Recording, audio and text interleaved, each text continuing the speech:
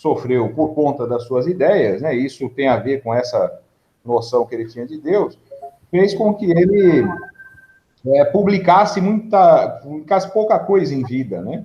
A Ética mesmo, que sem dúvida é a sua obra fundamental, ela foi publicada depois da morte, né? Esse texto que nós estamos estudando aqui é um texto inacabado e também publicado depois que ele morreu.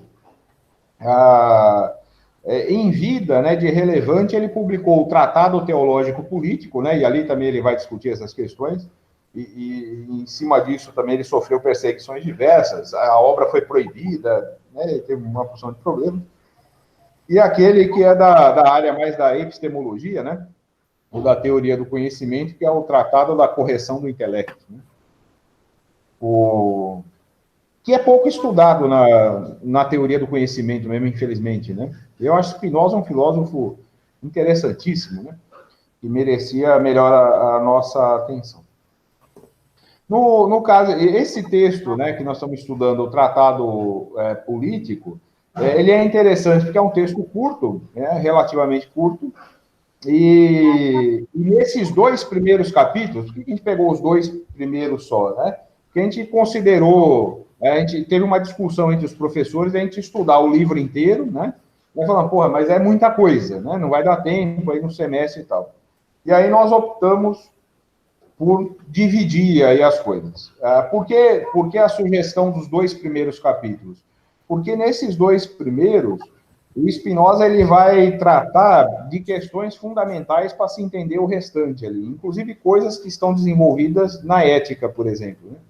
Então é aqui que ele vai falar da natureza humana, é aqui que ele vai falar, vai expor sinteticamente, né, a sua concepção no campo da filosofia política, e vai falar da questão política mais diretamente, né? Na sequência, vocês pegaram ali o terceiro capítulo para diante, ele vai falar do Estado propriamente e tal, né? Ele entra em outra discussão, que vale muito a pena ser lido, né? Mas que não daria tempo para nós aqui. No nosso, inclusive no segundo capítulo, ele vai desenrolar coisas fundamentais que ele desenvolve longamente na ética, né?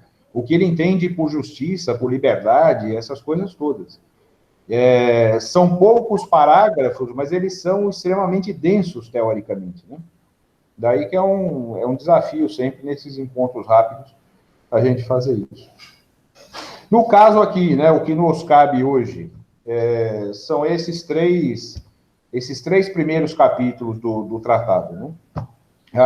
Eu não sei se... Eu vou ler alguns trechos aqui para a gente poder pensar, mas, assim, sinteticamente, esses três primeiros parágrafos, o Spinoza, ele dá uma flechada, assim, uma não, várias, né, nos filósofos, de um modo geral, e na filosofia política, como ela tinha se desenvolvido até ali, né, de maneira geral. Depois ele vai falar da questão política mais diretamente, e aparece, né, nisso aí algo que de novo, né, quando ele fala do racionalista, não sei o que e tal, que o distingue, né, dentro do racionalismo do Descartes mais radical ali, né? O Spinoza, ele dá atenção para a experiência. Quando ele vai falar de política, ele dá atenção para a experiência, né? Então, para o dado empírico. E o dado empírico é fundamental, né? Você não precisa ser empirista, né, para dar atenção para isso, né? Então ele vai pensar nisso. Ele não ele não vive daquela dualidade, né, do racionalismo e do empirismo, né? Então, eu nego a experiência ou eu somente vou pela experiência, né? Então ele é mais avançado que isso, enfim. E vai, claro, né? Ele escreve depois do Maquiavel, né? Então é bem clara que há uma certa luz aqui, né, uma influência do Maquiavel. O primeiro parágrafo aqui é a parte que ele arrebenta com os filósofos. E isso me parece mais interessante, vale a pena a gente ler juntos aí, né? Ele diz lá: os filósofos concebem as emoções que se combatem entre si, em nós, como vícios em que os homens caem por eu próprio. E por isso que se habituaram É por isso que se habituaram a ridicularizá-los, deplorá-los, reprová-los, ou quando querem parecer mais morais, detestá-los. Julgam assim agir divinamente e elevar-se ao pedestal da sabedoria, prodigalizando toda espécie de louvores a uma natureza humana que em parte alguma existe. E atacando, através dos seus discursos, a que realmente existe, né? A natureza humana que realmente existe. Concebem os homens efetivamente não tais como são, mas como eles próprios gostariam que fosse. Daí, por consequência, que quase todos, em vez de uma ética, hajam escrito uma sátira. Vê, aí a gente dá uma paradinha aqui. O que ele está dizendo, e lá na ética aparece também isso desenvolvido, ele está dizendo o seguinte, olha, a filosofia, os filósofos, eles vão, e nós temos uma sequência, e até hoje nós temos gente fazendo isso, né? Eles vão definir o humano, eles vão atribuir a essa coisa chamada humano, ou a humanidade, né, do humanitas, uma porção de atributos positivos, né? Ó, então a natureza humana é isso aqui, né? É o ser racional, é não sei o quê, aquela coisa toda e tal. E vão começar a tratar as coisas que nós consideramos os vícios, né? Os defeitos, os aspectos mais negativos, como se fossem equívocos, né? Quer dizer, coisas que não se encaixam nessa ideia de natureza humana. Olha, a natureza humana é algo ali próximo da perfeição, né? Quer dizer, um conjunto de atributos positivos. Os defeitos todos humanos, eles estão fora disso. Então, o que ele está criticando aqui, que nós vamos ter uma porção de filósofos que eles vão dizer assim, olha, existe essa natureza humana e o resto é vício. O que o Spinoza pensa disso aqui é assim, quando nós analisamos a vida social dessa maneira, nós pensamos no humano a partir dessa perspectiva, né? De uma natureza humana positiva só, ao pensar as relações sociais, nós vamos encontrar desvios, e não o que o humano é de fato. Quer dizer, então eu parto dessa ideia do que a humanidade é, aí quando eu olho para a humanidade real mesmo, né, a que existe objetivamente para nós, em lugar de eu entender o que nós somos, eu vou encontrar o que se desvia das nossas ações dessa ideia que eu criei de natureza humana. Por isso que ele diz, né, que eles inventam a natureza humana do que eles queriam que os humanos fossem, mas não do que eles são objetivamente. O Spinoza não nega a ideia de uma natureza humana, que depois vai cair nas essências da vida e assim vai. Mas o que ele vai dizer assim é que, inclusive o que nós chamamos de vícios, né, e os defeitos, etc., isso também é humano. Ora, faz parte da natureza humana, tanto o uso da razão, que ele vai usar lá com R maiúsculo sempre, mas faz parte também da natureza humana o desejo. Ele usa um termo latino para falar disso aí, que é cupiditas, né? Se não me engano, tá? Eu não me lembro exatamente. Mas o desejo faz parte. E o desejo é o que faz com que a gente haja não a partir dos critérios da razão, mas usando tudo que é tipo de artifício para que esses desejos sejam realizados. Né? Defender a natureza é humano como ele é. Né? Humano como nós somos. Né? Com esses efeitos todos, inclusive o humano que vive e aquelas coisas que nos movimentam, né? Que são os desejos, enfim. Depois o povo, a psicanálise vai avançar nessa coisa do desejo, né? E o Alan estudou isso aí mesmo. Nosso amigo Freud fez isso, né? A ideia do desejo, né? Então ele vai dizer assim, olha, os filósofos, então, o que eles fizeram? Eles não construíram uma filosofia, né? Eles não construíram uma ética, eles construíram uma sátira. A sátira, vocês bem sabem, é uma maneira, é uma forma literária que desmerece, né, exagerando ou diminuindo, né, uma dada condição, né, uma dada pessoa. E aí ele prossegue, ele assim, não tinham sobre política vistas que possam ser postas em prática, devendo a política, tal como a concebem, ser tomada por quimera, ou como respeitando ao domínio da utopia ou da idade de ouro. Isso é, há um tempo em que nenhuma instituição era necessária. Então, além desses caras, né, de um lado, defender uma natureza humana que não existe em canto algum, né, que não pensa no humano concreto, a filosofia política vai cair nesse mesmo equívoco. E cai mesmo, né, sem dúvida. Né? O Platão faz, o Aristóteles menos, mas faz também. Na Idade Média, na escolástica, na medieval, tanto o Agostinho quanto o Tomás de Aquino vai fazer isso. Mesmo aqueles produtos já do Renascimento, né? Campanella faz isso, Thomas Moras faz isso. Quem vai romper com essa tradição é o Maquiavel, sem dúvida, né? Ali no começo do século XVI. O que esses caras faziam na prática? Em lugar deles pensarem também as relações políticas, né? As relações sociais, portanto, como elas são, eles gastavam energia pensando em qual era o estado ideal, qual é o governante ideal, quais atributos, né, o Estado deve ter e o governante ideal deve ter, e por aí afora. Isso, essa é a grande novidade do Maquiavel quando ele rompe com isso tudo, né? E o Spinoza aqui segue muito mais de perto o Maquiavel do que essa outra filosofia política. E ele vai dar uma estocada, inclusive, no Platão aqui no final, né? Que ele vai dizer assim: portanto, entre todas as ciências que têm uma aplicação, é a política o campo em que a teoria passa por diferir mais da prática. E não há homens que se pensem menos próprios para governar o Estado do que os teóricos, quer dizer, os filósofos. Que é o inverso do que o Platão dizia, né? Que o filósofo era, né, o governante ideal, que teria sabedoria, aquela coisa. Esses filósofos aqui, evidentemente. Só que aqui ele também dá uma outra mexida ali que é interessante na filosofia política, porque assim, quando ele fala o domínio da utopia ou da idade de ouro, né? Isso é um tempo em que nenhuma instituição era necessária e tal, e depois isso vai aparecer outras vezes. O Spinoza ele critica a ideia do contrato social. Ele não é adepto da ideia de que a humanidade viveu em algum momento, né, sem regras, sem instituições e etc e tal, e aí por um acordo coletivo, né, por um pacto ali, alguma coisa do gênero, se viu a necessidade, né, de se criar as instituições para que as coisas pudessem funcionar bem.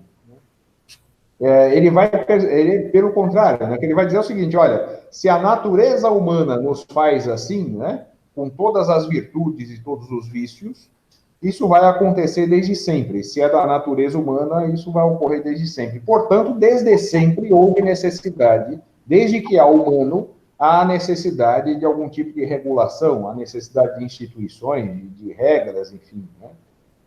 Por quê? Porque se a gente deixar a natureza humana agir livremente, o resultado geralmente não é bom. É isso. A natureza humana, veja assim, pelas leis da natureza, nesses termos, isso ele usa lá na ética, né? O peixe maior come o peixe menor. Se nós deixarmos se a gente entender por liberdade, né? Que cada pessoa ou cada grupo haja totalmente de acordo com os seus desejos e de acordo com a sua natureza, o que nós vamos ter, evidentemente, é um dominando o outro, né? Um eliminando o outro, e assim vai. É o que acaba acontecendo no fim da vida social. Isso se resolve com uma definição mais ou menos simples, assim, né? Pensem, a natureza ou o direito natural é sinônimo de potência para o Spinoza. E potência é tudo aquilo que nós temos a capacidade de fazer, evidentemente. Né? E no estado de natureza, poder fazer algo é sinônimo de ser permitido fazer. Então, não existe pecado, não existe crime, não existe nada nesse estado natural. O estado natural vai reverberar apenas os nossos desejos e essas coisas todas ao mesmo tempo. Então, o poder fazer é sinônimo de ser permitido fazer. Né? Então, nunca é errado. Você não tem como julgar certo e errado se você não tem regras estabelecidas para isso. Né? Daí que ele não vai fazer a defesa de que nós vivamos plenamente os direitos naturais. E ele vai fazer uma distinção bastante grande do que é direito natural e o que é direito civil, no fim das contas.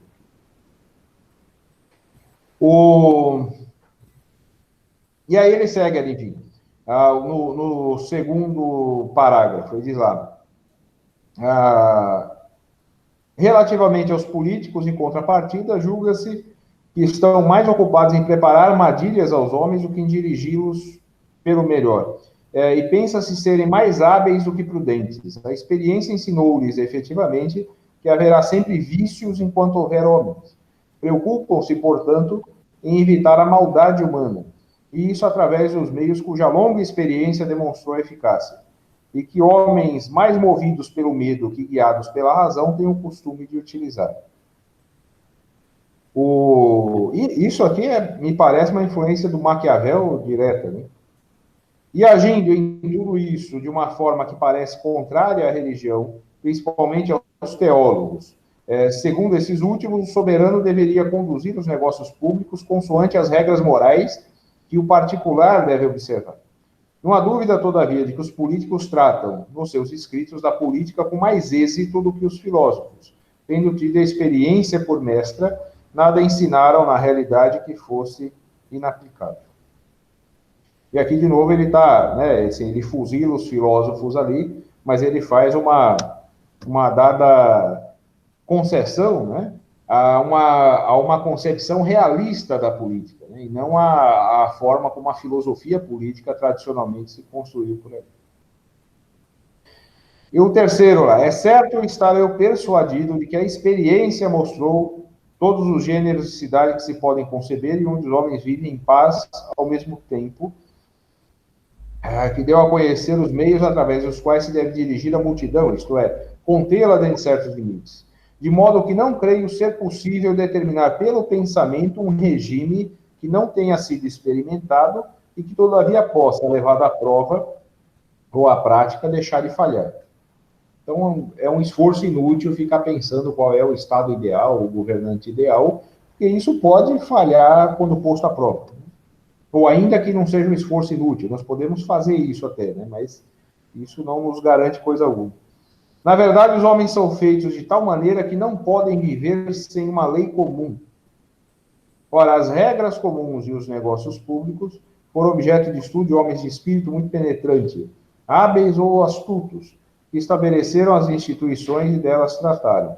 Não é, portanto, crível que nós concebamos jamais qualquer processo de governo possa ser utilizado em uma sociedade e de que alguns homens que se ocupam com os negócios comuns e se preocupam com a sua própria segurança não se tenham apercebido. Aí ele vai, na sequência, que aí é objeto das próximas aqui, né? Ele vai entrar na questão da política ali, a partir do quarto parágrafo. Veja, o que a gente pode tirar dessa ideia é que Spinoza está dizendo que isso adianta alguma coisa que vem para frente, mas beleza, né? Mas ele está dizendo o seguinte, olha, é uma tolice, tanto quanto, né, ficar idealizando as formas todas ali, acreditar que alguma forma de Estado, né, alguma forma de governo, alguma forma de organização da vida social, vai conseguir fazer com que as pessoas se guiem apenas pela razão. Ele está dizendo isso.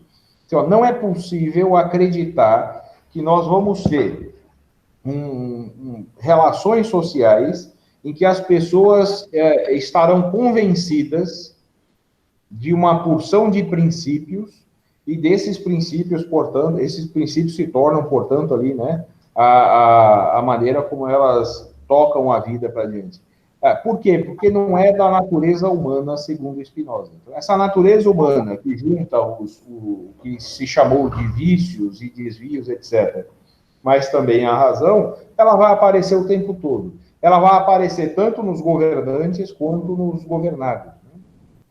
Daí que ele vai fazer uma defesa lá mais para o final, fora do que nós vamos estudar aqui, ele faz uma defesa do que ele chamava de democracia naquele tempo, né? Ele fala da democracia, da aristocracia e da monarquia.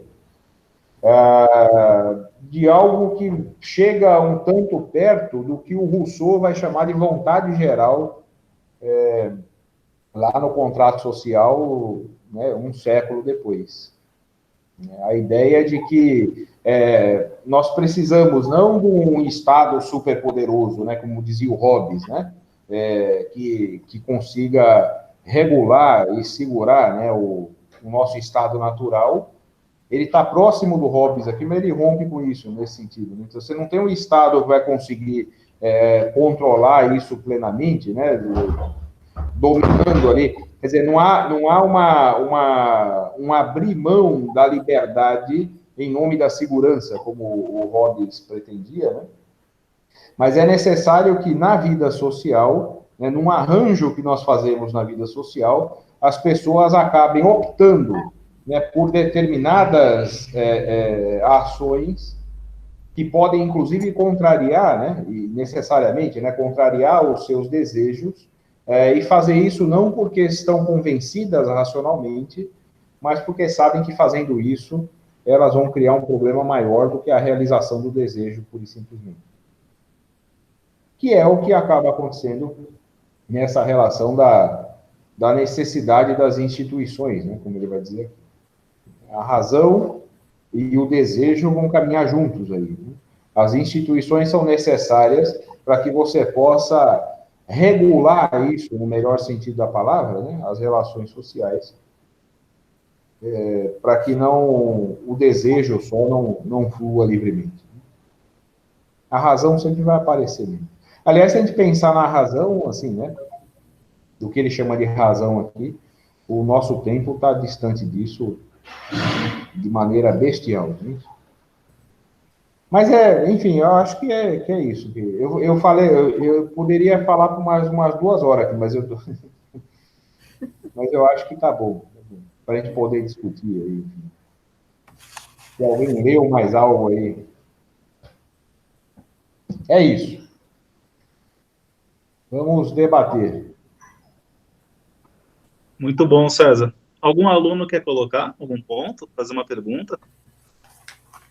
Eu tenho uma pergunta aqui, mas eu queria ver se algum aluno queria fazer antes. Não precisa ser pergunta, não, viu, gente? Vocês podem falar o que vocês estão pensando.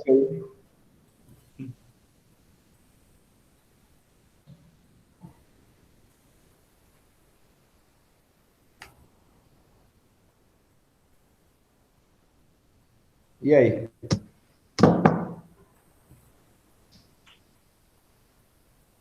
Querem colocar alguma coisa? Carlos, Paulo? Bom, vou colocar alguma coisa. Vamos lá. Pensando aí tudo isso que a gente ouviu e discutiu aí, né? Vamos começar a discutir agora.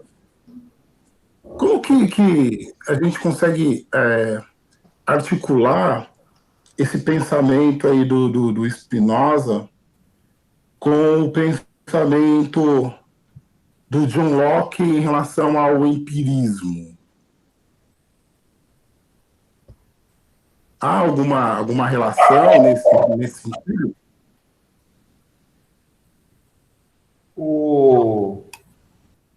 Posso te falar agora? Vocês estão me ouvindo aí, né? Eu apertei alguma desgraça aqui, eu não sei o que aconteceu. Estão ouvindo, né? Tá. Eu não falei nenhum palavrão, às vezes me escapa um palavrão. Cultura popular. Tem uma distância muito grande do Spinoza para o John Locke. Você está falando na filosofia política, né? Isso. Na comparação da filosofia política do John Locke e do Spinoza, né? Há diferenças profundas aí, né? Porque o John Locke, ele vai operar, embora o John Locke opere com a ideia da tábula rasa, né? A ideia que a gente nasce como uma página em branco, etc. Você lê bem o segundo tratado sobre o governo civil, ele apresenta uma porção de características que ele vai chamar de naturais do humano, né? Inclusive essa noção teórica que é construída a partir dali do indivíduo. E você vê que ele é posterior ao Spinoza, né? Ele publicou isso entre 1689 e 1704, foi quando ele morreu, né? Então, Spinoza já tinha morrido. Mas o John Locke ele vai criar essa figura teórica do indivíduo, né? Que é a maneira como as pessoas até hoje tratam essa ideia do indivíduo e tal, e essa insistência nisso, que é uma ideia liberal, é uma construção teórica liberal, né, nesse sentido. O Spinoza não opera com isso, né, e nem teria como, né, ele está vindo antes ali.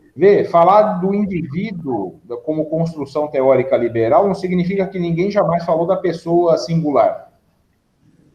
Mas essa compreensão de indivíduo, e o John Locke, ele vai partir da ideia de que os indivíduos viviam todos livres, que nós temos direitos naturais, e esses direitos naturais eram vividos plenamente até o momento em que alguém colocou em risco a propriedade privada. E ao colocar em risco a propriedade privada, se fez um acordo coletivo ali para construir o Estado, para defender a propriedade privada e garantir a liberdade natural. E nós está dizendo exatamente o contrário. Ainda que fosse possível a gente falar nessa tal liberdade natural e nesses direitos naturais, como o John Locke fala, o que o Spinoza está dizendo se nós adotamos a ideia de que nós devemos defender os direitos naturais, ou a liberdade, né, natural, etc., o que nós vamos ter é o caos estabelecido, que são os desejos que vão falar muito mais alto que a razão, sem dúvida alguma. Então, aí a compreensão do Spinoza aqui sobre a política ela é contraposta à do pensamento liberal. É antagônica mesmo. Legal. Entendido. Era essa questão que eu queria tentar encaixar aí, porque a filosofia política, porque tem lá os direitos naturais, né? Quem colocou bem, né, do John Locke, e a gente está falando também de direitos naturais do Spinoza. Eu queria ter essa distinção bem clara, né? Como que opera cada filósofo aí, cada conceito, né? Porque na escrita, na linguagem, a gente até fala a mesma coisa, mas na hora de abrir os conceitos, a gente vê que é bem diferente, contextos diferentes e um pensamento político diferente, né? Então, eu fiz essa... Na verdade, é mais uma provocação do que uma pergunta, né? Para a gente debater aí, porque, na verdade, por conta do conceito, né? Direitos naturais de um lado, direitos naturais do outro. E como que é isso, né? Então, ficou bem claro, achei bem interessante. Bom. Obrigado. Nesse sentido, assim, ele está muito mais próximo do Hobbes, embora ele também se distinga do Hobbes. E o Hobbes, eu imagino que Spinoza tenha tido condições de ter conhecimento da obra dele. Eu não sei se ele leu o Leviatã, entendeu? Mas ele com certeza tinha conhecimento, né? O Hobbes transitou por ali, né? Debateu com o Descartes e o diabo, né? Então ele deve ter conhecimento, né? Mas ele, mesmo assim, ele discorda do Hobbes, né? Como eu falei antes. Né? Mas está mais próximo do Hobbes que do Locke nesse sentido. Perfeito.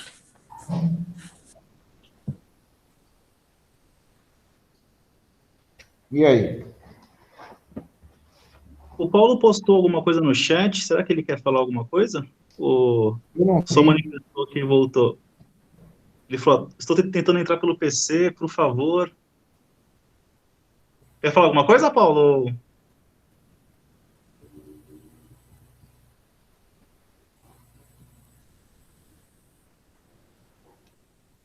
Aqui. Beleza. Estão vendo agora? Foi só isso que ele falou. É que eu sou acostumado com o Zoom, né? É a segunda vez que eu uso o Google Meet. Gente, boa noite. Eu vi que existe alguma ligação entre Spinoza e René, né? Aí diz que René ele colocou algo ligado mais à matemática, né? O René é verdade. Isso, René. Desculpa. Penso, logo existo, né? Oi? Não, é isso mesmo. Sim, não. René Descartes. Hã? Então, eu vi alguma coisa, mas eu não consegui, confesso que eu não consegui identificar a ligação entre os dois, no que os pensamentos de ambos se relacionavam, entendeu? Na verdade, é uma pergunta.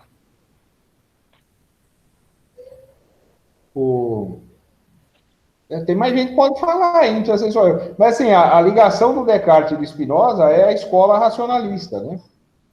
Embora, eu insista aqui, né?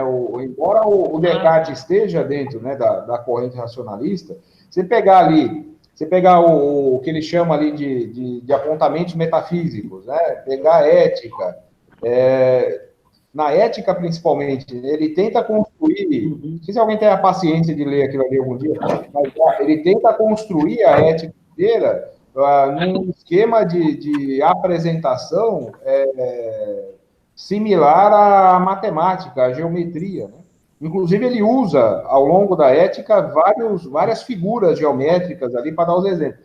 Então, assim, ele está tentando operar na ética, né? E explicar as coisas todas, e ele vai falar lá do Deus, da natureza, da liberdade, essa coisa toda, apenas com exercício racional, né? Sem recorrer à experiência imediata.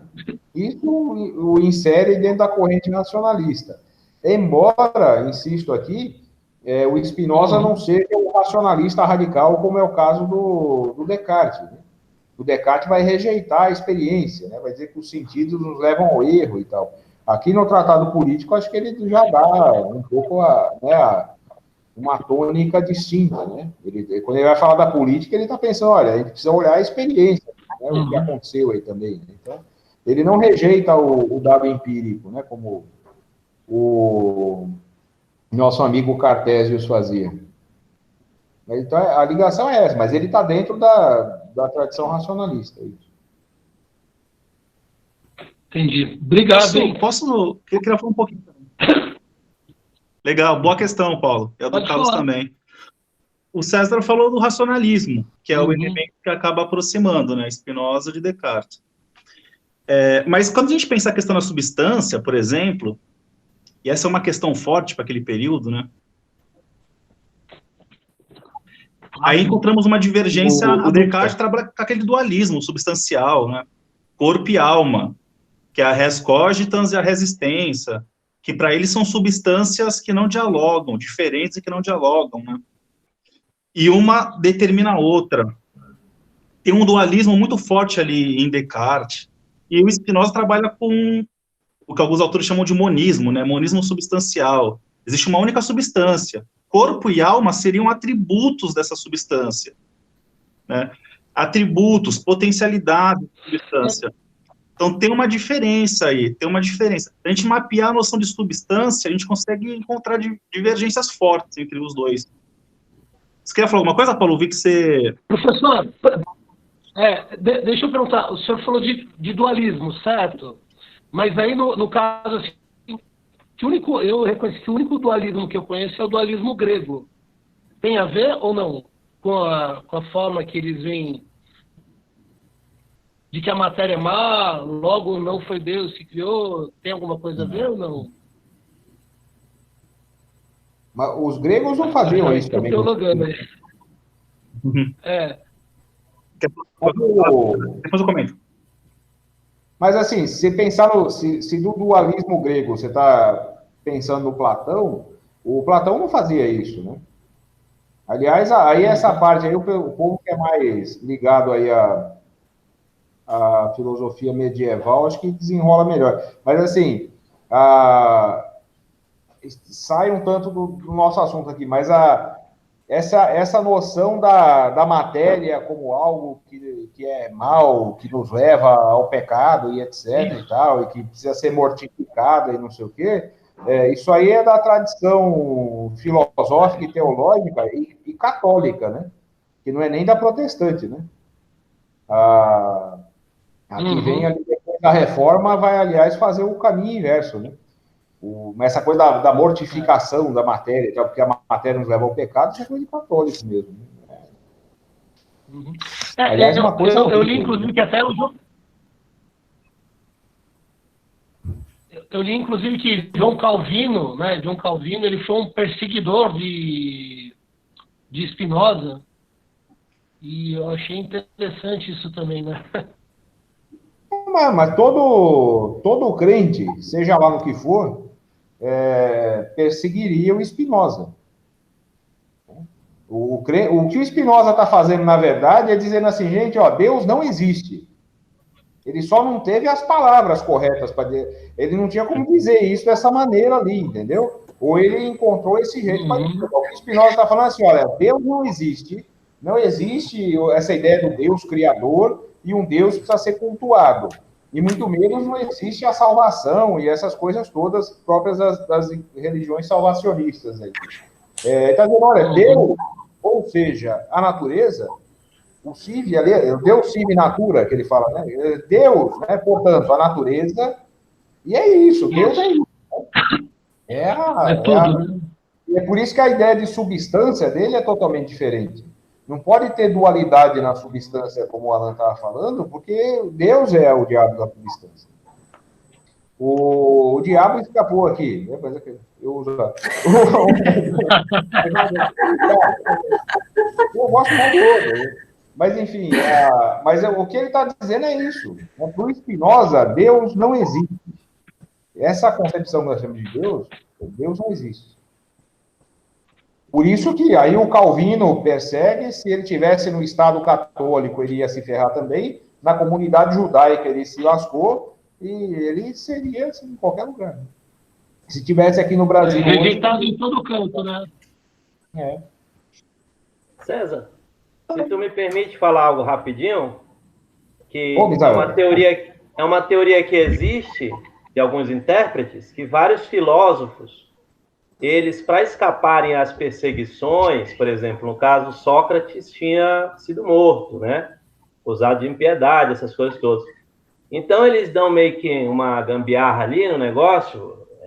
Por exemplo, você pega o Aristóteles, ele faz algo parecido. Ele diz que o divino são as inteligências que movem as esferas. Aí você diz, mas que isso aí não é Deus nenhum. Se for Deus, é uma coisa assim... Então, tem a mesma coisa o Spinoza. Se tu levares a última consequência, você diz, ó, no final das contas, isso aqui não é Deus. Pelo menos não no sentido de qualquer tipo de tradição pensou Deus, né? Então, acho que é meio que uma maneira realmente de escapar, né, a perseguições. E, contudo, o cara ainda foi, né, perseguido nesse caso. Era essa observação. Eu não sei se ele... Aí eu não sei mesmo, assim, se ele faz isso nesse sentido mesmo, assim, sabe? Assim, ó, eu vou falar de Deus, mas vou dizer que Deus não existe de um jeito meio assim, pra... Eu não sei se ele fez isso intencionalmente, não sei mesmo, não sei se você sabe isso. Mas, no fim das contas, o que ele está querendo dizer é que Deus não existe mesmo. Sim.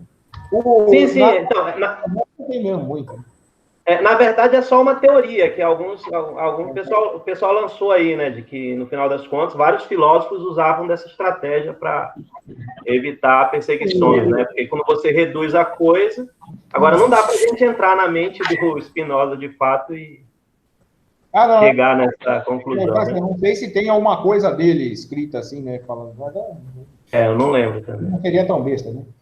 Mas o Epicúrio fazia isso também. O Epicúrio falava assim, não, os deuses existem, mas eles estão lá cuidando da vida deles, nós estamos aqui, né, então fica lá. Né? Exato. O melhor mesmo é o amigo Fabiano Suassuna, que disse uma vez, já viu essa história dele? Ele diz assim, que tinha um cara lá no Pernambuco, que ele não era ateu, ele acreditava em Deus, ele só não gostava dele, entendeu? Eu acredito, mas não gosto dele, não quero nenhuma relação. Fica assim. É a história que a mulher dele reza e parece que dá uma chuva que mata todos os seus... E aí ele resolver, né? Então, reza de novo aí para mim, o que ele fez aqui. Exato. Vou voltar, pô. Queria colocar umas questões aí. Sobre essa questão de Spinoza e Descartes, o comecinho do primeiro parágrafo me chama a atenção, o Spinoza parece que ele fala do humano como um campo de batalha, né? Emoções que se combatem entre si. Me pareceu justamente as ideias de vícios e virtudes, né? Isso compõe o humano, se chocam entre si. Isso já é uma diferença com relação a Descartes, aquele livro Paixões da Alma. em que ele denuncia mesmo as emoções como algo que ofusca a razão, inclusive, né? Desde essa visão dualista, né? Então, me pareceu aqui um contraponto com o pensamento do Descartes. Me chamou a atenção isso, emoções que se combatem entre si, o ser humano como um campo de batalha. Me pareceu interessante essa ideia. Mas eu queria colocar uma questão, queria ouvir o César a esse respeito, na verdade. Porque tem essa natureza humana aqui criada, né, fantasiada pelos homens. Eles não conseguem ver o humano como ele é e criam essa natureza humana fantasiada aqui. A pergunta que eu queria fazer é: os direitos humanos atuam sob essa lógica também, você acha, César? De fantasiar a natureza humana, de criar uma natureza humana fantasiada? Pegando esse trecho de Spinoza, como você pensaria assim, a questão dos direitos humanos? Essa é a pergunta. Antes, eu queria só fazer uns comentários rápidos aqui. Spinoza depois foi recuperado, né? Foi recuperado por Marx, por Toni Negri, já no século XX, para pensar a multidão como sujeito político. Eu precisaria aprofundar essa leitura. Eu li pouca coisa, mas me parece muito interessante pensar a multidão como sujeito político, justamente para fugir dessa noção de indivíduo, que o César comentou em um certo momento, né? Que o Locke criou, que o liberalismo reforça, e que é uma ideia estranha, esse indivíduo. Talvez fosse mais interessante pensar a multidão como um sujeito político, um corpo político. Isso aparece em Negri, mas está em Spinoza. Negri só recupera, né? E aparece aqui como soberano, ali em Spinoza. O César puder falar uma coisa sobre o soberano, o que seria o soberano, né? Soberano, porque não me parece interessante associar com o Estado moderno que nós temos. Ou será que podemos associar? O que seria esse soberano, figura de soberano?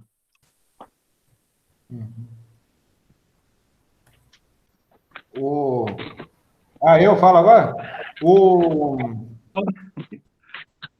Cara, eu penso assim, que essa noção de direitos humanos, se a gente pensar nos direitos humanos como uma sequência de coisas ali que na verdade representam avanços para a nossa espécie, então se a gente pensar em direitos humanos no seguinte sentido, assim, olha, nós condenamos o genocídio, nós condenamos o assassinato, nós condenamos a tortura, nós condenamos, né, nós não concordamos com gente morrendo de fome e concentração de riquezas.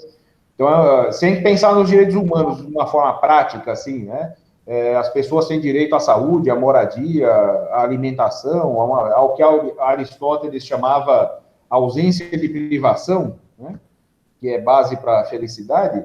Se a gente pensar nesses aspectos práticos, eu acho que não. Acho que a gente não está nessa ideia de viajar na maionese aí da natureza humana.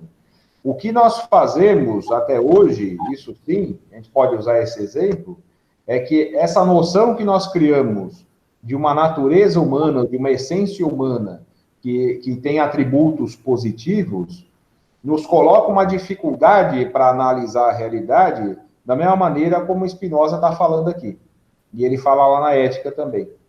Que é a seguinte: quando eu defino o humano com essas qualidades todas, quando eu olho para a realidade e tento compreendê-la, ao não se encaixar nos meus sonhos, né? Quando a realidade não se encaixa nos meus sonhos, eu encontro ali desvio. Como é que esse desvio aparece na prática hoje? Nós criamos, por exemplo, o termo desumano. Ou nós sempre atribuímos algum adjetivo ou algum substantivo de outra espécie animal quando a gente considera que alguém está fazendo algo que não deveria ser da nossa espécie, não é isso? Então você chama de burro, você chama de besta, a tradição machista e etc e tal vai criar vaca, galinha, piranha, não é isso? Então, assim, quando nós atribuímos, né, alguma coisa que a gente não considera ser humano, porque aí você vê, a nossa sociedade também, né? Essa ideia de humano não é só uma ideia do humano em geral, mas é uma ideia de humano que cria um lugar social da mulher, que cria um lugar social do homem, que cria um lugar social da homoafetividade, né? E isso é danoso. Então, quando a gente fala assim, olha, tortura é um ato desumano. Ora, embora tenha gente defendendo isso por aí, né? Esse imbecil que é presidente da República mesmo faz isso e os seus seguidores, não é isso? Se alguém defende ele aí, desculpa, tá? Mas é para ofender mesmo. Ele e quem segue, né? Mas você diz assim, ó, tortura é desumano. Ora, alguém já teve notícia de alguma outra espécie animal praticando esse tipo de aberração? Alguém já viu 2 vacas pegando outra, dando choques, etc.? Ora, isso não existe. Não existe tortura, né? A tortura não é desumana. A tortura é um ato essencialmente humano. Somente a nossa espécie é estúpida o bastante para fazer isso. Então, se nós pretendermos entender o que é a nossa espécie, nós temos que levar essa condição miserável em consideração. Senão nós não entendemos o que o humano é. Aí, nesse sentido, eu acho que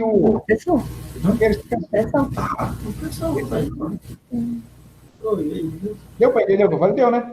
Então, assim, nos direitos humanos, não. Mas nesse sentido, eu acho que precisa.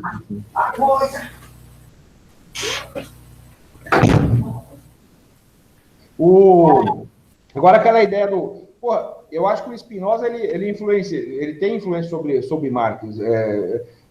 Mas, assim, ele tem uma influência interessantíssima sobre o Althusser, por exemplo, mais velho. Não sei se o pessoal conhece o Louis Althusser, mas, assim, o Spinoza faz algo que é uma grande novidade no tempo dele ali, que se tinha feito na filosofia antiga lá, enfim. Por isso que eu falo também de Epicuro, porque ele faz isso, né? E o Lucrécio depois melhora. Mas a ideia do acaso, quando ele pensa a contingência, o acaso, né? Pensa numa filosofia pensada a partir da realização dos desígnios divinos, e tudo com começo, meio e fim. Você não tem espaço para o acaso, né? Você não tem espaço para o aleatório. Então, tem uma corrente, o Althusser vai chamar isso, né? Tem uma corrente subterrânea da filosofia. É subterrânea por quê? Porque na medida que essa filosofia crente, crente no sentido de acreditar, né? Se impõe e persegue, essa corrente ela é subterrânea, ela fica escondida, mas ela persiste em toda a tradição filosófica. Até o Heidegger, né? Porque eu sei que o pessoal gosta... Eu não gosto do Heidegger porque eu nunca fui simpático a nazistas, né? Mas o Heidegger mesmo, ele participa dessa tradição. O evento de estar no mundo é algo aleatório, né? Está lá, né? E o fato de estar te faz ver como é que você se vira com isso. E o Spinoza faz parte dessa tradição também.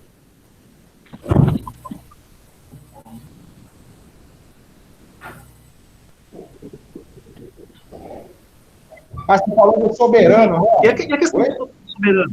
Não, aí é a parte que a gente não pode separar o pensador do tempo dele, né? A maneira como ele vai expressar essas coisas é própria do tempo, né? Quando ele fala da democracia ali depois, a gente também percebe isso.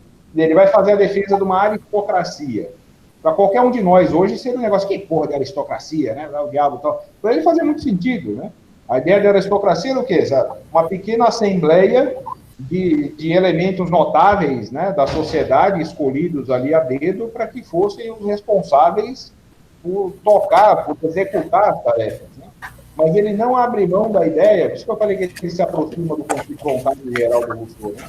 Ele não abre mão da ideia de que o governo, o Estado, ele precisa ser a representação da mais próxima possível da vontade coletiva.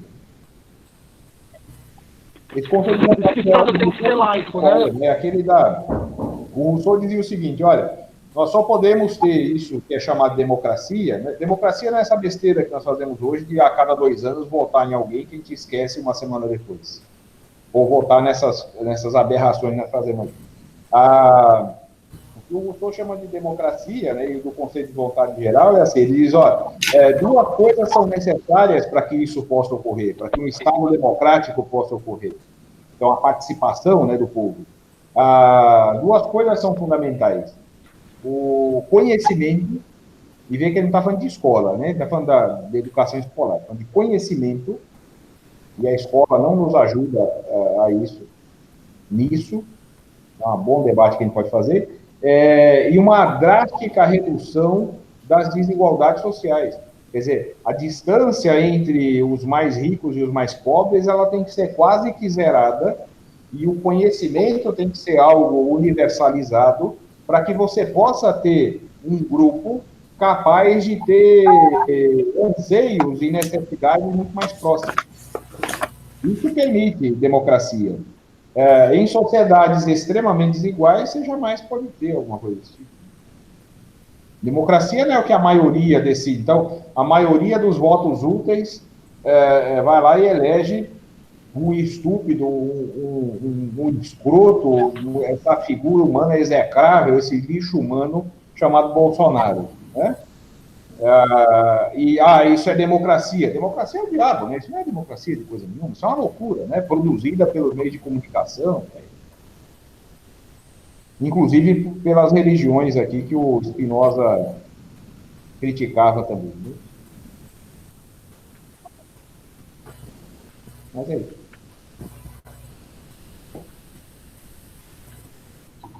Muito legal. Alguém quer fazer uma consideração, colocar uma questão, um comentário dos alunos presentes? Então, professor, eu peguei um gancho aí do professor César. Assim, a grosso modo, o que eu entendi, é algo que eu concordo, é que o Estado ele tem que ser laico, ou seja, ele tem que ser para todos, né? Politicamente, não existe religião, existe... tem que ser governado para todo tipo de pessoa, seja religioso, não religioso, de origem afrodescendente, né? Então, tem que ser para todos. É que, infelizmente, hoje, as pessoas acabam puxando um pouco, analisando assim a política como né? Tá me ouvindo ou não? Tá conseguindo me ouvir? Tá, beleza. Então, sim, analisando a política como todo, o que acontece? É que nem, por exemplo, você tem um cargo de confiança lá, você trabalha, e aí você tem um amigo que você gosta muito, e tem uma outra pessoa que ela é muito mais competente que esse teu amigo, mas você acaba favorecendo ele. Isso, de uma certa forma, é uma política injusta. Por quê? Porque a gente tem que buscar pessoas competentes para estar naquela atividade, né? Só que, infelizmente, hoje, o que acontece? Hoje, acho que sempre, né? O ser humano sempre está favorecendo aquele que é mais interessante para ele. Isso é muito triste, porque está cada vez mais corrupto, né? Mais problemático, até como o professor aí, o Dr. César, está colocando aí, que acaba elegendo, assim, pessoas que não deveriam estar no poder, né?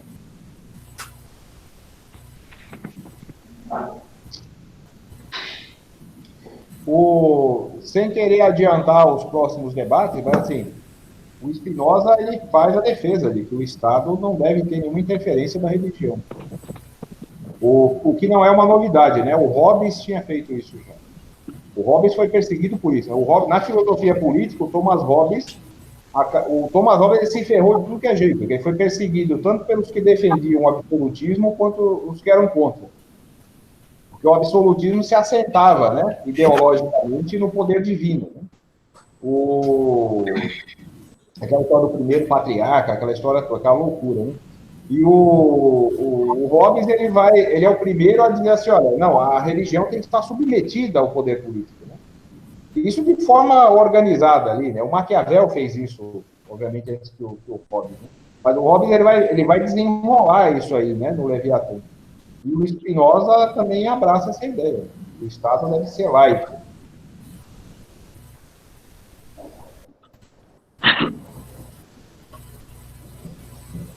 Quem não permite que o Estado seja laico, obviamente, são os religiosos. Né? Que causa perseguição, né? Aí a gente vê as cruzadas. Você já viu? A gente vê a Índia, que até hoje... Você já viu o genocídio praticado por cientistas? Nós somos um grupo de cientistas, então nós vamos matar as minorias étnicas porque elas discordam de nós. Quem faz isso é... Mas e as armas químicas? E as armas químicas não entrariam nesses... As armas químicas não seriam produzidas em nome de quem que Estados Unidos e etc. despejam armas químicas por aí fora?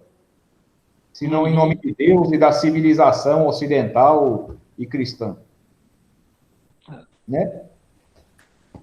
Eu não tô arrebentando com os cristãos todos, não. Tem alguns são... Aliás, morreu um exemplar raro da espécie humana que merece todo o respeito recentemente, que é o Dom Pedro Casaldáliga. Opa. Um exemplar raríssimo da espécie, né? Cristão, mas que merece todo o respeito de todo mundo. Agora, de resto, o negócio tá meio ruim para vocês, viu? Tá precisando dar uma melhorada aqui, tá? Professor, só um comentário.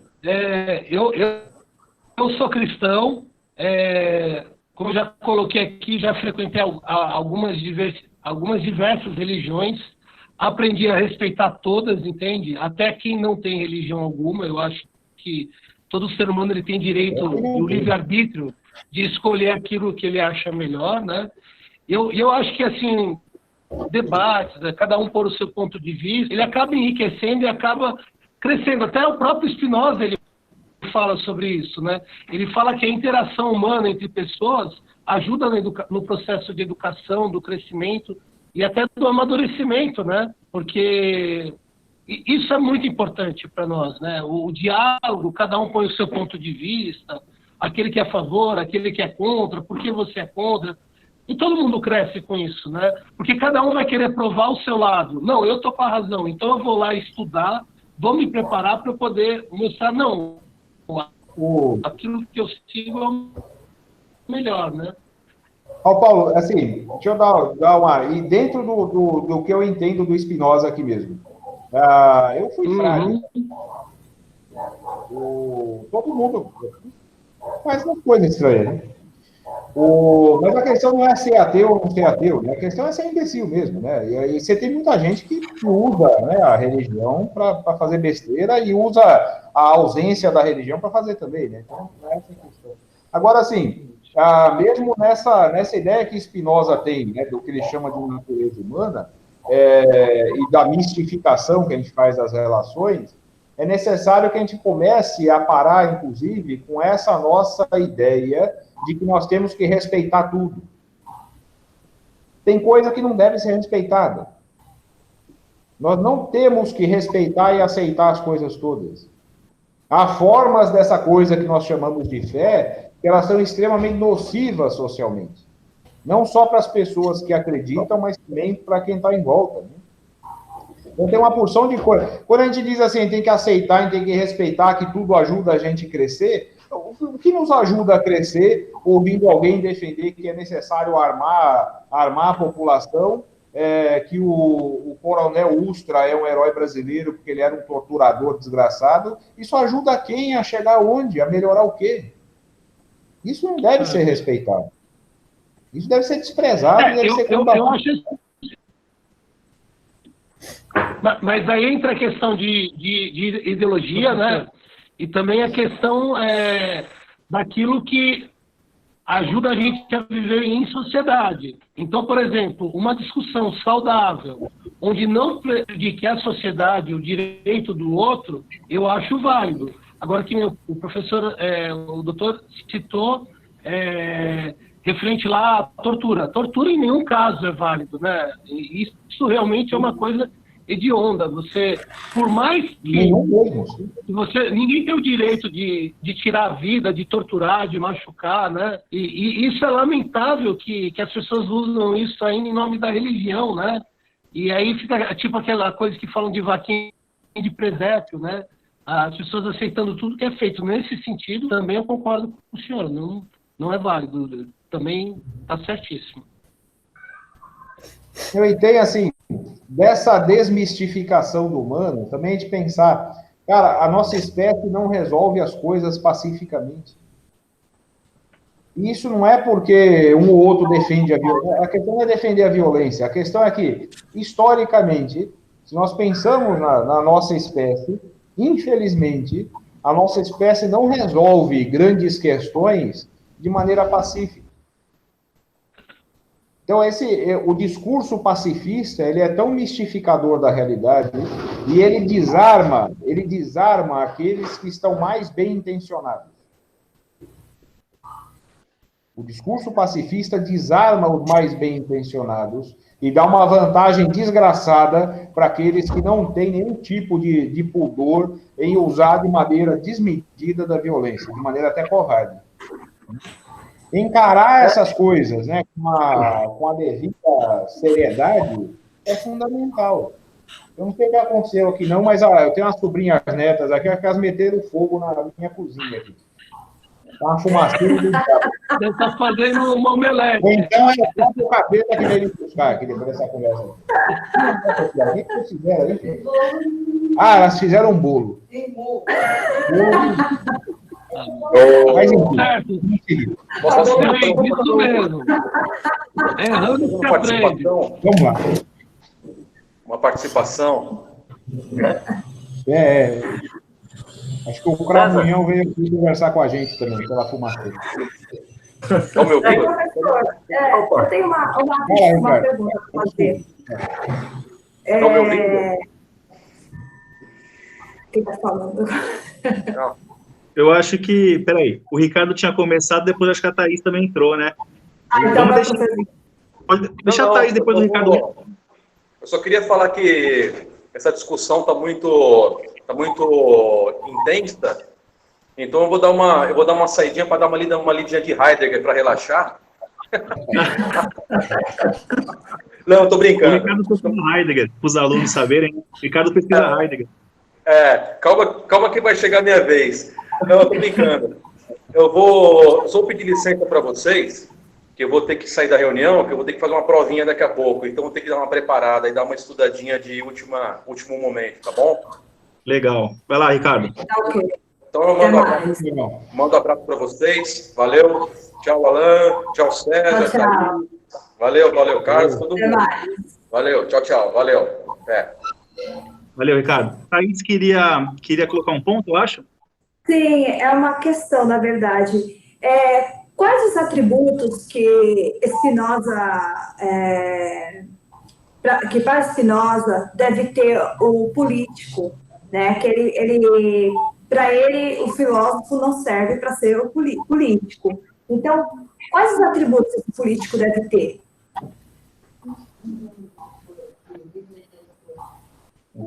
Eu falo? Ele não vai entrar nesses termos. Na sequência do texto aqui, nós vamos discutir isso também. Aí não vamos adiantar a coisa. Mas ele não vai... Porque ele critica isso, né? Mas ele não vai entrar diretamente nisso. Né? Então, o governante ideal tem que ser... Ele está criticando exatamente isso aqui. Né? A única coisa que ele vai dizer assim...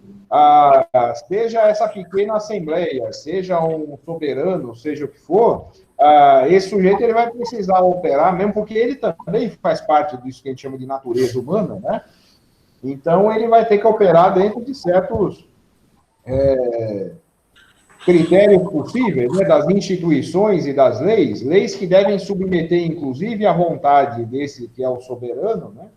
Para que a gente possa ter alguma possibilidade de não deixar somente a natureza humana aflorar e viver solta, entendeu? Mas ele não vai entrar nesses definindo como é que deveria ser, não. Ele critica isso. Eu ia comentar a mesma coisa. Ele critica a utopia aqui, né, nos parágrafos que nós lemos. Critica a utopia. Então, acho que ele não classifica, assim, bons atributos, para usar o termo que a Thaís usou, né? Acho que ele não segue essa linha. Pelo contrário, acho que ele está criticando mesmo isso. Ele percebeu alguma perversidade aí nisso. Certo. Mas a pergunta é muito interessante, pensar o político, né? O que está em questão é o político, né? O estatuto do político. Porque o Maquiavel faz um pouco disso, né? Faz. Do jeito que o Maquiavel faz, o Spinoza também vai mais ou menos fazer. Certo. Você vê que ele está falando do político ideal, né? Aquela coisa, né? do rei, filósofo, sábio e etc. Né? Ele está falando assim, eu vou te dar aqui umas dicas de como é que você consegue sustentar seu poder mais tempo. Maquiavel faz isso. Né? Mas aí, uma hora ele cai. Né? Uma hora qualquer reino cai. Não tem jeito. Né? Mas como é que segura mais? Né? Ele dá as dicas. Né? Certo. O César comentou que Spinoza escreve razão com R maiúsculo, né? Isso diz muita coisa. Você vê Spinoza como um precursor do iluminismo? Oi? Você comentou a questão da razão com R maiúsculo, né? Eu acho que isso diz muita coisa.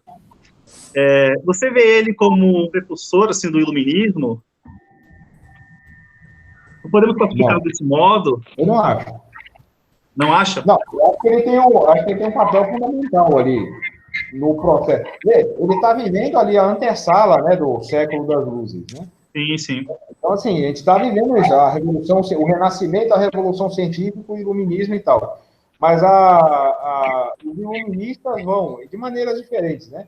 Mas os iluministas, eles vão colocar o humano como centro. Eu acho que é diferente do Maquiavel. O humano o iluminismo como se fosse antropocêntrico. O Spinoza não faz isso. E o iluminismo atribui à razão a capacidade de governar o processo humano. Quer dizer, contra o obscurantismo teológico, né? O dogmatismo e etc., nós temos agora a idade da luz e da razão, que é quem vai governar tudo e vai ficar tudo bem, né? Então, eu acho que o iluminismo, na verdade, é um passo atrás. Embora venha depois, mas o iluminismo é um passo atrás do Spinoza. Spinoza estava adiante do iluminismo. Aí dá para escrever uma tese de doutorado sobre isso, hein? Fica a dica aí.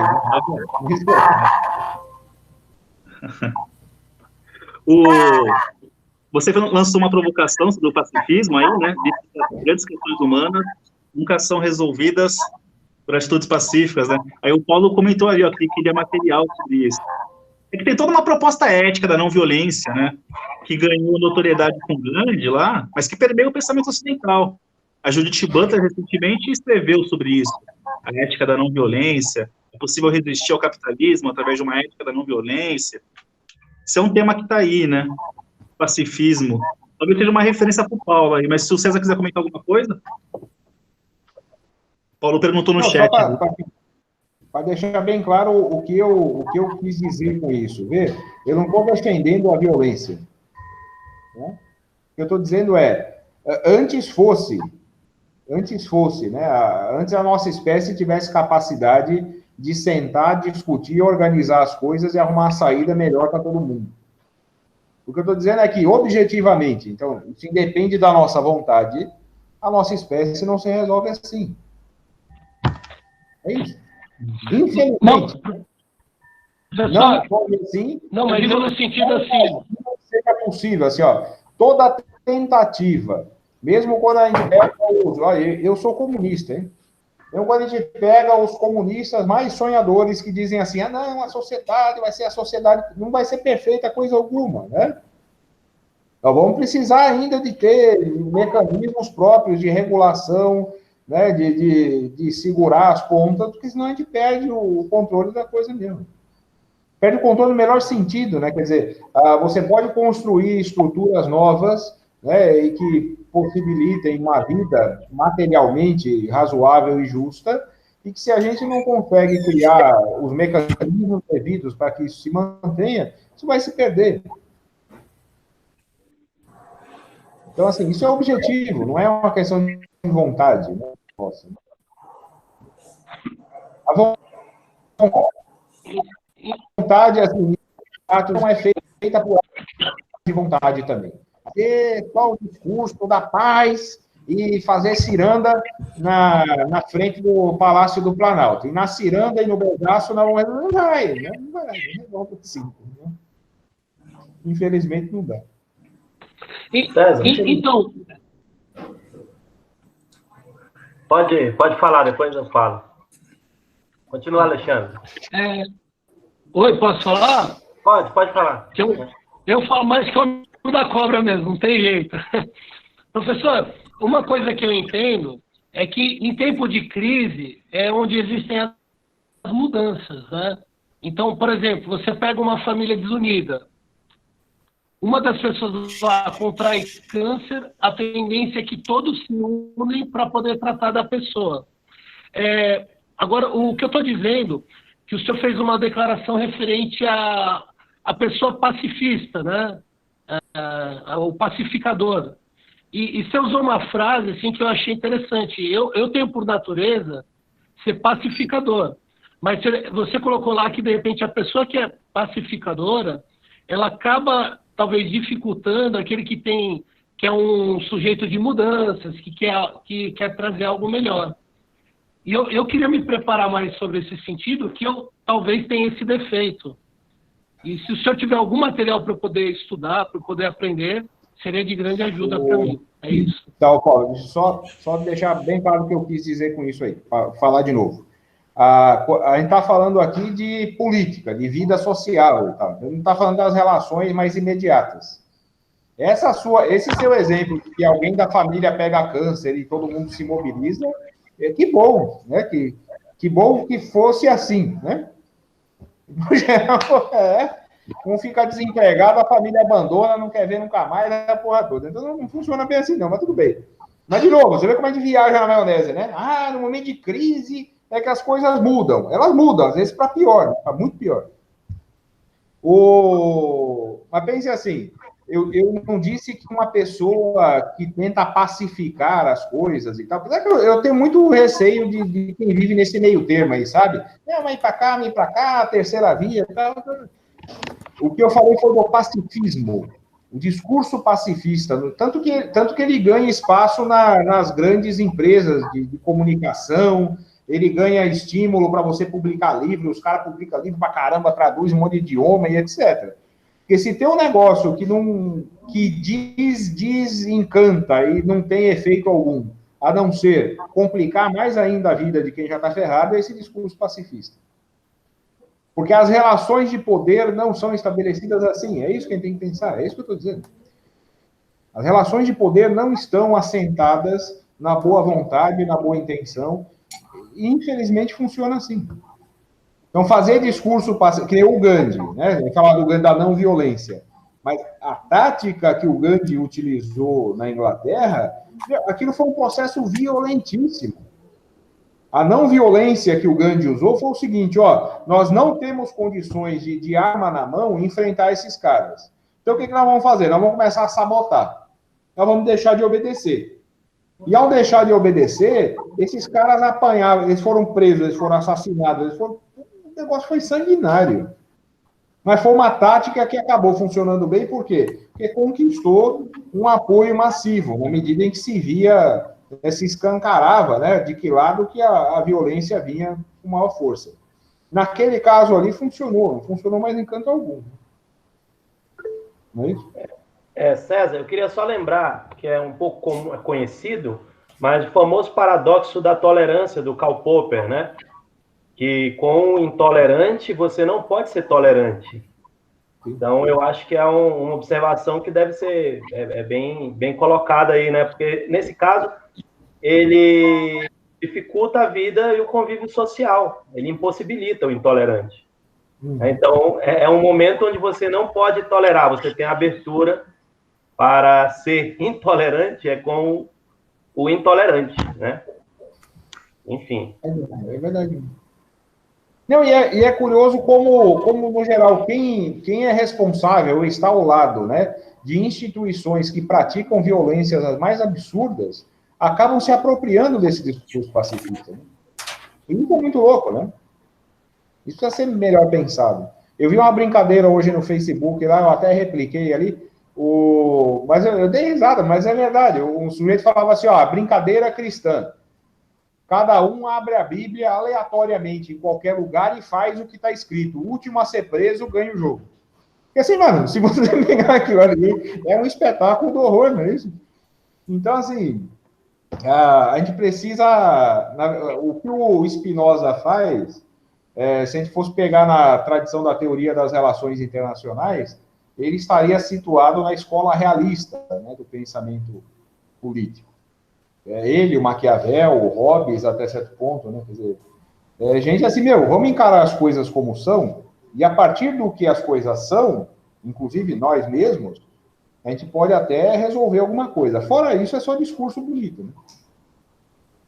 Fora isso, é só poesia. Não tem nada contra a poesia, né? Mas, assim, a gente faz poesia desse jeito. Poesia é ótimo, tem seu valor, pô. O Misael, essa era a questão, Misael, que você queria colocar? O paradoxo da tolerância? Legal. Era só essa questão mesmo. Legal, essa observação. Interessante, ó. Bom, só por curiosidade, o Nietzsche escreveu uma carta sobre Spinoza, né? Ele escreveu uma carta bonita, assim, ele fala, eu tive um precursor, foi Spinoza, e aí ele faz um elogio à ideia de conatos, que aparece na ética com força. Eu sei que aparece na ética. O livro de Spinoza que eu estudei foi a Ética, né? Eu folheei o Tratado Político, o Teológico Político também, mas eu estudei mais a Ética. A ideia do conatos, né, que é perseverar em si, expandir potência. O Nietzsche viu ali um início do que ele chamaria depois de vontade de potência, que é um conceito complicado, né? Que pode se traduzir como vontade de poder, e o que seria, em última instância, desejar poder, né? Mas em Nietzsche, poder é potência, né? De se autoafirmar, e não é antropológico, é afirmar a vida.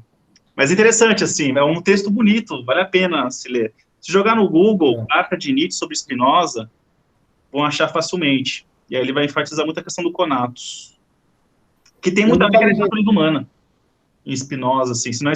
Se é uma natureza humana ali em Spinoza, passa um pouco por isso também. Pelo menos na ética ganha força isso. Esse aí eu nunca li, não. Embora a ideia do Nietzsche da vontade de potência, né? Assim, aliás, eu estou tentando pensar aqui o que do Nietzsche pode se aproximar do Spinoza, né? Para o Nietzsche pretensiosamente dizer que o Spinoza era um precursor dele. Não sabe muita pretensão, né? Ele disse isso mesmo, textualmente. Tive um precursor. Pretencioso, né? Uhum. Ele deve mais ao Schopenhauer, né? Pelo que eu entendo, né? Muito menos ao Nietzsche, né? A ideia de vontade. É outro filhinho de papai que não resolveu o complexo lá direito, lá que o Freud explica lá, e ficou daquele jeito. Tinha problema com mulheres, na verdade. Com a mãe, né? Com a mãe. Com o Hegel, né? Que ele tinha alguma coisa mal resolvida com ele. Mas, enfim, eu estou zoando aqui. O Schopenhauer tem coisa interessante. Eu sou meio ruim para isso. Mas eu vou ler essa carta do Nietzsche aí, para ver se eu acho alguma coisa do Nietzsche interessante. Eu nunca vi nada. Quem sabe? Quem sabe a carta interessa. Misael, conhece essa carta?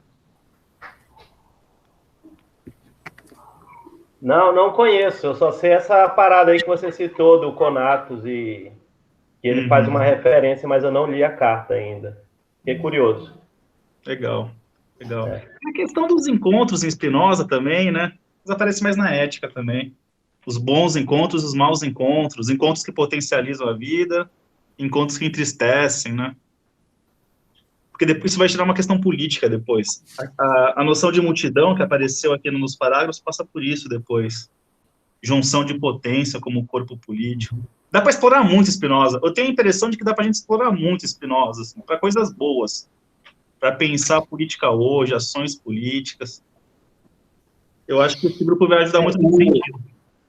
Mas, assim, só para a gente pode até adiantar isso aí para debater depois na sequência, né? Mas, assim, o que o Spinoza chama de potência é exatamente a natureza ou o direito natural. E, portanto, né, essa potência, nesse estado de natureza, vamos chamar assim, né, no direito natural, como eu falei aqui, tudo é permitido.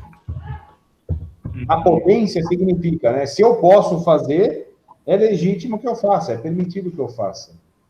E o que ele vai dizer, no fim das contas, é que ele não vai negar que isso, ele está identificando que isso existe, E ele vai, no tratado político mesmo, e na ética ele faz isso, ele vai tentar mostrar que é necessário que isso seja regulado. Porque se a gente fizer a defesa de que nós temos que obedecer aos nossos desejos e, portanto, a nossa vontade de potência ou qualquer coisa do gênero, o que nós vamos fazer é um submeter o outro. Uhum. Por isso que quando você fala do Nietzsche, me parece estranho, né? Porque, assim, só quem pensa exatamente o contrário do Spinoza é que pode dizer que um socialista é só alguém muito fraco que perdeu a vontade de potência. Né? Quer dizer, não é um egoísta desgraçado que está tentando realizar seus desejos só. Isso é bem louco. Né? Mas a gente pode estudar o Nietzsche depois. Aí eu aprendo com vocês. Eu não estudei ele muito bem, não. Uhum. Muito bem, não. Vamos por Spinoza. Tem muito para explorar de Spinoza ainda. Bastante. De passar para outra. E que é um autor que não está na moda, né? Eu acho que a gente precisa privilegiar um tanto disso, né? Que a filosofia tem esses modismos, né? Tem esses modismos. E aí agora é o Nietzsche e o Foucault e tal. E a Hannah Arendt... Beleza. Cara, e aí você deixa de estudar o resto, você deixa de ver, né, outras coisas interessantíssimas. Sim. É muito que se fala, né? Muito legal. O pessoal gostou? Tem mais alguma colocação? Não. Os alunos querem colocar um pouco? Não, eu só queria retomar uma questão que o professor César colocou, de que a gente não resolve nada pacificamente. Parece que é o centro aí da nossa humanidade, né? Não resolver nada pacificamente. Aí, quando você faz história, aí foi passando aqui um filme na minha cabeça, eu fui pensando aqui, coisa mais contemporânea. Primeira Guerra Mundial, Segunda Guerra Mundial, Guerra de Secessão, o Rio de Janeiro, aí eu fui aqui pensando, São Paulo também, outras capitais, aí eu fiquei pensando nessa dificuldade, né, que a nossa espécie tem para tentar resolver as questões da maneira menos sangrenta. Porque parece que é nítido, né, você olhar para a realidade, a gente se assusta, né? A dificuldade de encontrar essa coisa pacifista, né? Que é um discurso muito, muito interessante, né? Porque atrai, porque você encontra a violência em todo canto. Então, quando vem algo assim do pacifismo, você fala, pô, até que enfim, né? Que alívio, né? Mas no final acaba dando um tiro no pé, porque acaba virando algo que anestesia, né? E você não vai para o debate sério, né? Você não vai para um debate que tem que colocar o dedo na ferida, que é o seguinte: somos extremamente violentos. Extremamente. Eu estava refletindo aqui agora sobre isso, né? Então, achei interessante esse debate, porque às vezes a gente está tão envolto, né, nessa sociedade tão violenta que a gente não para pensar nisso. A gente fica muito preso, na verdade, na ideia do pacifismo mesmo. Pô, tem que ser pacifista, a coisa é outra, né? Tem que o Miguel colocou, pô, tem que ser mais tolerante, pô, para que eu vou retrucar, né?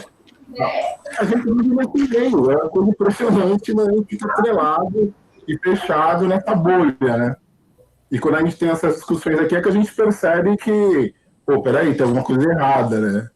Quer ver o papel da filosofia, né? Achar os problemas, né? Tem alguma coisa errada. Vai ser muito bom, enriqueceu. Eu queria falar tudo que estou aqui, martelando na minha cabeça aqui. Pensa, é sempre melhor a gente tentar pensar as coisas como elas são, de fato, né? Ou mais próximo da realidade, né? Ainda que isso não seja tão legal. Assim, a gente tende a fazer assim, né? Eu quero ver... eu quero ver o melhor das coisas. Mano, se a gente quiser ver as coisas, eu tenho que tentar ver as coisas inteiras, né? E não o melhor delas, só o pior delas. A tradição realista ou materialista, nesse sentido, ajuda a gente a fazer isso. Eu peço desculpas a vocês da barulheira que nós fizemos aqui, que chegou um velho camarada e irmão meu aqui. Aliás, ele é professor da Federal do ABC lá. Quem quiser fazer mestrado e doutorado, é só ele que consegue. Vamos aí, hein? Ele manda filosofia muito mais. Ele é da da filosofia, estuda a filosofia latino-americana, africana, brasileira, etc. Dá um salve aqui. Nossa, africana. Aqui, ó. Tá parecendo um cantor de rock and roll aqui, mas... Boa noite. Chama ele, Espinosa. Quando vocês vencerem o tratado político, fala para o César pegar o tratado teológico político. Vou explicar para vocês. Eu queria muito uma aula sobre a filosofia africana, viu? Eu fiquei bem interessado. Eu achei que... Mas é um bom negócio. É um bom... Professor, Diz que serviu de base para muita coisa, né?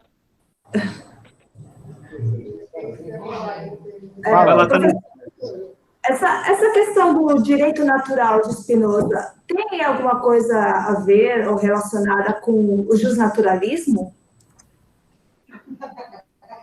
Não. Não, porque é diferente. Os justnaturalistas... O justnaturalismo quer dizer... Justnatural quer dizer direito natural, né? Sim. A tradição do justnaturalismo é essa tradição da filosofia política que ele critica, de alguma maneira. Então, assim, Tá. A ideia do justnaturalismo é o quê? É que nós temos direitos naturais. Isso vai mudar um pouco de um para outro, mas, no geral, é direito à vida, à liberdade, etc. O John Locke, por exemplo, vai concentrar isso tudo no termo propriedade. Que é o direito natural? É o direito à propriedade. O direito à propriedade para o John Locke nós temos direito à vida, à liberdade individual e direito à propriedade privada. Então, vem com Locke isso. O Locke participa disso, mas o Thomas Hobbes participa disso. Certo. O Thomas Hobbes não vai fugir disso, né?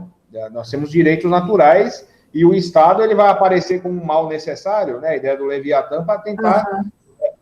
O Estado no Hobbes aparece assim, olha, nós temos direitos naturais, só que nesse estado de natureza, nós praticamos a guerra de todos contra todos, nós vamos para a violência. Portanto, nós abrimos mão dos direitos naturais, transferimos isso para o Estado, por isso ele faz a defesa do absolutismo, né? Para que o Estado garanta a segurança. O Locke vai fazer de outro jeito, né? O Locke vai dizer que o Estado vai surgir para garantir os direitos naturais. Garantir a propriedade, no fim das contas. O discurso liberal todo, ele gira em torno da propriedade mesmo, né? As pessoas que acabaram incorporando isso, estendendo isso para... Aí você vê, sei lá, né? O sujeito é assalariado ali, trabalhador e tal, como nós, e ele fica, porque eu sou um indivíduo livre, e os liberais estavam cagando para isso, eles estavam falando de uma determinada camada ali que tinha isso. Mas, assim, o Locke, o Hobbes, e o Rousseau, o Montesquieu, todos eles fazem parte do justnaturalismo. Justnaturalistas. Ok. O Spinoza, não. Porque o Spinoza, ele não entra nisso, assim, ó, nós temos direitos naturais lá, a liberdade, a vida e a não sei o quê, e isso é corrompido de alguma maneira. Os justnaturalistas, no geral, estão associados com o contratualismo. E o Spinoza rejeita as duas coisas aí nesse sentido. Tá. Obrigada. Em filosofia moderna, a gente estuda bastante contratualismo. Não sei em qual semestre a Thaís está. Não é triste que, mesmo quando você tem filosofia política, não se estuda Spinoza. É interessante isso, né? Você vai lá e estuda Hobbes, Locke, Rousseau. Você vai do Maquiavel e do Maquiavel você pula para o Hobbes. Sim. Né? E aí estuda o Locke, o Rousseau e os caras todos, e o Spinoza não aparece, simplesmente. É uma ausência brutal aí. Eu tô no 6º semestre, e realmente não tenho Spinoza, por isso que eu entrei no grupo de estudos. Spinoza não tem mesmo. Aliás, o nosso curso não tem nem filosofia política ainda, né? Como disciplina. Deve entrar uma disciplina, ela deve entrar... Aí eu fiz a opção da teoria política clássica. Legal. Legal. Eu queria só fazer um comentário sobre o que o Carlos falou, que eu gostei muito da fala dele, na linha da crítica ao pacifismo ainda, né? Ele falou que é um canto da sereia, né? Que anestesia sentimentos. Achei impactante essa fala. Eu tô fazendo uma pesquisa e eu tô pensando na política como guerra. Me veio à cabeça, esse tema do pacifismo me remeteu à minha pesquisa de algum modo. Porque se a política foi definida como a arte do consenso em algum momento aí, no contemporâneo, política é guerra. E tem trincheiras aí muito claras, né? Então, o pacifismo é um canto da sereia de fato, assim, isso favorece a quem? Está a serviço do quê, né? Enquanto propósito. Muito legal, assim, gostei muito do que o Carlos falou aí. E interessante que isso tenha surgido nesse encontro, eu acho. Às vezes a gente fica meio com receio de falar de questões políticas diretamente, mas eu acho que nós não podemos falar sobre isso aqui na universidade, né? Vamos falar muito sobre isso. Muito legal. Muito bom mesmo. Eu tenho um compromisso às 9, que eu consegui adiar, porque era às 8. Até porque o povo tem quase incendiou minha casa aqui. Vou dar uma barulheira danada, mas assim, eu acho que a proposta era 1h30 de encontro, mais ou menos. Já extrapolou isso, né? Isso é bom, eu adorei, eu achei que foi muito legal. Mas eu vou pedir assim, da gente encerrar, e aí a gente continua lá pelo fórum, né? Tem o fórum de discussão lá, dá para continuar a discutir por lá na semana até o próximo encontro ali, na próxima terça não, daqui 15 dias, né? Isso. Então, a gente tem um tempo aí para debater por lá, né? Vamos participar lá, que a gente desenrola mais coisa. Sim. O Paulo perguntou no chat qual é o próximo tema. A gente vai continuar com os próximos parágrafos, né, César?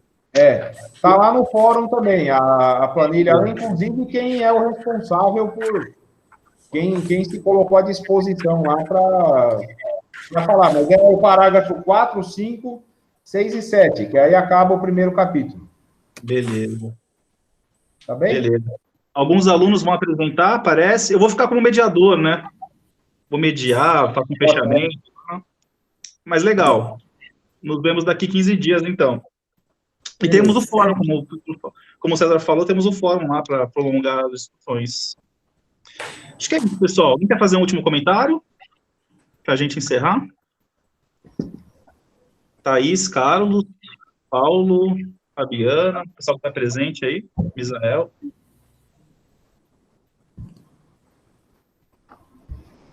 Bom, eu queria só agradecer a oportunidade de poder ir ao fórum. O que eu penso é sempre muito bom poder aprender com todos e espero ter mais oportunidades para compartilhar o conhecimento e crescermos como pessoas e cidadãos. Legal. Também queria agradecer a oportunidade, né, de fazer parte do grupo, de trocar ideia com vocês. É sempre bom que a gente aprende bastante, né?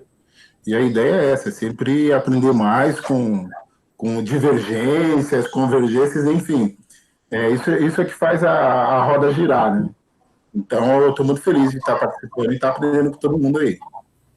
Muito obrigado. Isso é bom.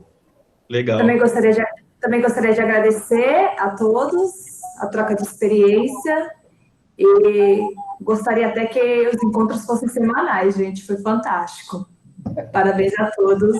A troca foi ótima. Obrigada. Legal, valeu, Thaís. Acho que é isso, então, pessoal. É muito bom poder ver vocês, assim, sabe? A gente fica naquele negócio ali, conversando em fórum, lá, escrevendo, aquele negócio chato. Ver vocês, a gente poder conversar assim, é sempre muito melhor. Com certeza. É assim, o negócio, não daquele jeito lá. Mas tudo bem, vamos aí. A gente sente falta de ser professor mesmo, na verdade, né? De ter esse contato, trocar, responder perguntas. A gente sente falta disso, enquanto professores, né? Então, muito obrigado pela presença de vocês, pelas colocações, pelo interesse de vocês. Isso é fundamental para a gente também. Muito obrigado. Então, acho que é isso, pessoal. Vou saindo também. Me preparar para um... Valeu, pessoal. Valeu, César. Já conversando. Valeu. Valeu, pessoal.